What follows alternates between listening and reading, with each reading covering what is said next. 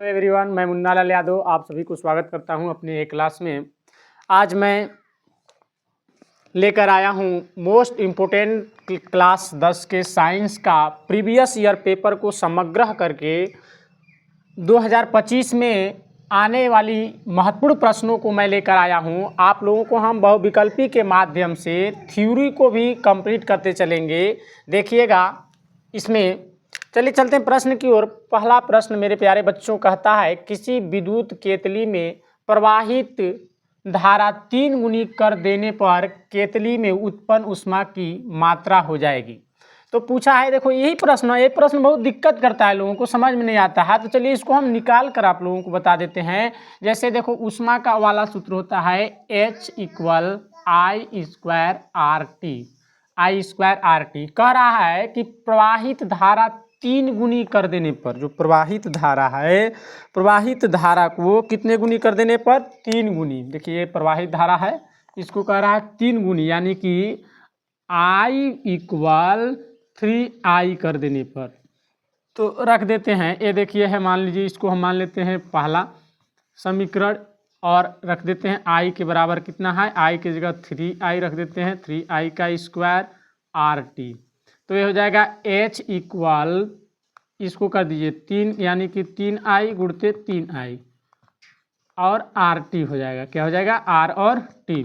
तो देखिए 3 तरीके 9, H = कितना हो जाएगा? H = हो जाएगा 3 के 3 6, 3 तरीके 9, I² R और T।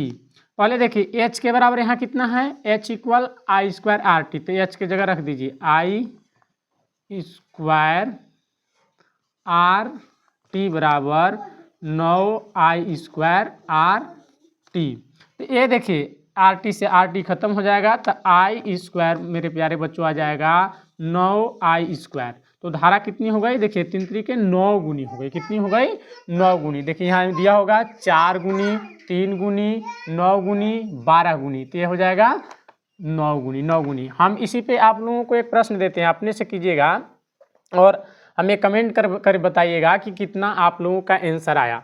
जैसे किसी परिपथ केतली में प्रवाहित धारा यहाँ हम 4 गुनी कर देते हैं या 2 गुनी कर देते हैं। देखिए 2 गुनी कर दीजिएगा, 2 गुनी कर देते हैं, पर केतली में उत्पन्न ऊष्मा की मात्रा कितनी हो जाएगी? आप लोग कमेंट करके हमें बताइएगा कि कितना हो जाएगा। इस तरह से आप लोग निकालेंगे, एकदम सही आंसर आएगा।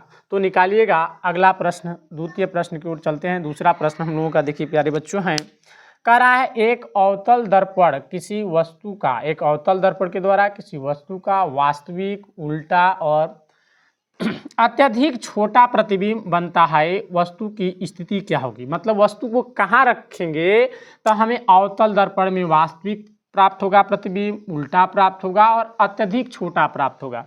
पहला विकल्प देखिए दिया है, पहला कहा है वक्रता केंद्र पर। तो मेरे प्यारे बच्चों, अवतल दर्पण में जब वस्तु को हम वक्रता केंद्र पर रखते हैं तो उसका प्रतिबिंब हमें, यानी कि वक्रता केंद्र पर रखते हैं तो उसका प्रतिबिंब हमें वास्तविक, उल्टा तथा वस्तु के बराबर प्राप्त होता है। वस्तु के बराबर, तो यह अत्यधिक छोटा नहीं हुआ, बराबर हुआ, तो एक कट हो जाएगा। और दूसरा है फोकस पर। अगर हम किसी वस्तु को अवतल दर्पण में फोकस पर रखते हैं तो उसका प्रतिबिंब वास्तविक, उल्टा तथा वस्तु या अनंत पर वस्तु से बड़ा प्राप्त होता है, छोटा तो प्राप्त नहीं होता, ये भी कट हो जाएगा। अब देखिएगा, ध्रुव और फोकस के बीच, मेरे प्यारे बच्चों, ध्रुव और फोकस के बीच जब हम अवतल दर्पण में प्रतिबिंब को रखते हैं तो हमें प्रतिबिंब कैसा प्राप्त होता है? तो हमें प्रतिबिंब प्राप्त होता है आभासी, सीधा तथा वस्तु से बड़ा प्राप्त होता है। यहाँ तो आभासी प्राप्त हुआ, वास्तविक तो हुआ नहीं, ये भी मेरा कट हो जाएगा प्यारे बच्चों। अब देखिएगा, हम अगर वस्तु को अनंत पर रखते हैं, जब वस्तु को हम अनंत पर रखते हैं तो अवतल दर्पण में उसका प्रतिबिंब हमें कहाँ प्राप्त होता है? फोकस पर प्राप्त होता है और वास्तविक प्राप्त होता है, उल्टा प्राप्त होता है और वस्तु से अत्यधिक छोटा प्राप्त होता है। अतः विकल्प नंबर हमारा कौन सा? यानी कि डी सही है। अगला प्रश्न चलिए हम तृतीय प्रश्न की ओर चलते हैं। मेरे प्यारे बच्चों, हम आप लोगों को यूपी बोर्ड 2025 के महत्वपूर्ण प्रश्नों का समग्र लेकर बहुविकल्पी के माध्यम से थ्योरी प्रश्न को भी हम यानी कंप्लीट करते चलते हैं। अगर आप लोगों को मेरा वीडियो पसंद आए तो मेरे चैनल को आप लोग ज़रूर सब्सक्राइब कीजिएगा, वीडियो को लाइक कीजिएगा, कमेंट कीजिएगा कि मैं किस तरह के वीडियो बनाऊँ जिससे कि आप लोग को पसंद आए। हम कोशिश करते हैं, कम हमारे पास समग्र है, कम उपकरण के माध्यम से, कम सामग्री के माध्यम से मैं आप लोगों को अच्छे से अच्छा कंटेंट दूं। मेरे पास तो डिजिटल बोर्ड नहीं है, लेकिन मैं इस बोर्ड के माध्यम से ही मैं कोशिश करता हूं कि आप लोगों के बीच अच्छे से अच्छे प्रश्नों को दूं और इम्पोर्टेंट प्रश्नों को दूं।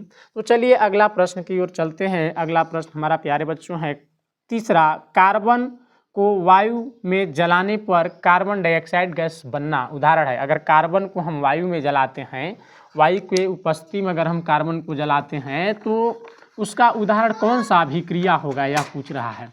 कौन सा अभिक्रिया होगा, देखिए कौन सा अभिक्रिया होगा। मान लीजिए कार्बन है, इतने में देख लीजिएगा, स्पेस हमारा तो कम है, लेकिन मैं इतने में आप लोगों को समझाने की कोशिश करूंगा। देखिएगा, कार्बन का प्रतीक मेरे प्यारे बच्चों C होता है, और C और ऑक्सीजन की उपस्थिति में हम जलाते हैं तो हो जाता है, यानी कि बन जाएगा CO2। कार्बन बनाने के लिए कह रहा है, तो कार्बन और ऑक्सीजन मिलकर कार्बन डाइऑक्साइड बनाया है मेरे प्यारे बच्चों। तो यहाँ देखिए, यानी कि दो अभिकारक मिलकर के एकल उत्पाद का निर्माण किए हैं। तो दो अभिकारक एकल उत्पाद का निर्माण किए हैं, तो दो अभिकारक मिलकर के यानी दो या दो से अधिक अभिकारक मिलकर के जब एकल उत्पाद का निर्माण करते हैं तो उसमें संयोजन अभिक्रिया होगा। तो ये संयोजन अभिक्रिया सही हो जाएगा। अब इसमें संयोजन अभिक्रिया भी है। अगर पूछता है कि ऑक्सीकरण अभिक्रिया, तो ऑक्सीकरण अभिक्रिया भी है मेरे प्यारे बच्चों, क्योंकि यहाँ ऑक्सीजन कार्बन के साथ जुड़ा है, तो इसे हम ऑक्सीकरण अभिक्रिया भी कह सकते हैं। अगर यहाँ संयोजन अभिक्रिया न दिया हो, ऑक्सीकरण अभिक्रिया दिया होता तो मैं यहाँ ऑक्सीकरण अभिक्रिया को छांटता। विस्थापन अभिक्रिया किसे कहते हैं? अधिक अभिक्रियाशील पदार्थ कम अभिक्रियाशील पदार्थ को उसके यौगिक से अलग कर देता है, उसे विस्थापन अभिक्रिया कहते हैं। द्विविस्थापन अभिक्रिया किसे कहते हैं? जिसमें आयनों का आदान प्रदान होता है, उसे द्विविस्थापन अभिक्रिया किसे कहते हैं? मेरे प्यारे बच्चों, वियोजन अभिक्रिया आप लोगों को पता होगा कि वियोजन अभिक्रिया किसे कहते हैं? जब एकल उत्पाद दो या दो से अधिक जब एकल अभिकारक दो या दो से अधिक उत्पाद का निर्माण करते हैं तो उसे हम वियोजन अभिक्रिया कहते हैं। अगला प्रश्न हम लोगों का चौथा प्रश्न आता है प्यारे बच्चों। चौथा प्रश्न कहता है, जिंक चूर्ण पर तनु सल्फ्यूरिक अम्ल की अभिक्रिया से गैस निकलती है। जिंक चूर्ण जो होते हैं मेरे प्यारे बच्चों, देखिएगा जिंक चूर्ण Z प्लस H2SO4 ये देखिए जिंक है और तनु सल्फ्यूरिक अम्ल से अभिक्रिया करके क्या बनाता है? तो मेरे प्यारे बच्चों ZnSO4 प्लस क्या बना देता है? H2 हाइड्रोजन गैस देता है। कौन सा गैस देता है मेरे प्यारे बच्चों? Hydrogen gas. यहाँ देखिए हाइड्रोजन गैस क्या हो जाएगा? सही हो जाएगी। इस हाइड्रोजन गैस को आप लोग छाड़ देंगे, हाइड्रोजन गैस सही हो गया। यह देखिए विस्थापन अभिक्रिया भी है, क्योंकि जो जिंक होता है, जिंक हाइड्रोजन से अधिक यानी कि अभिक्रियाशील पदार्थ है, अधिक सक्रिय पदार्थ है, यानी कि अधिक सक्रिय पदार्थ है, और उसके क्या कहते हैं यौगिक से हाइड्रोजन को जिंक उसके यौगिक से अलग कर देता है, तो इसे विस्थापन अभिक्रिया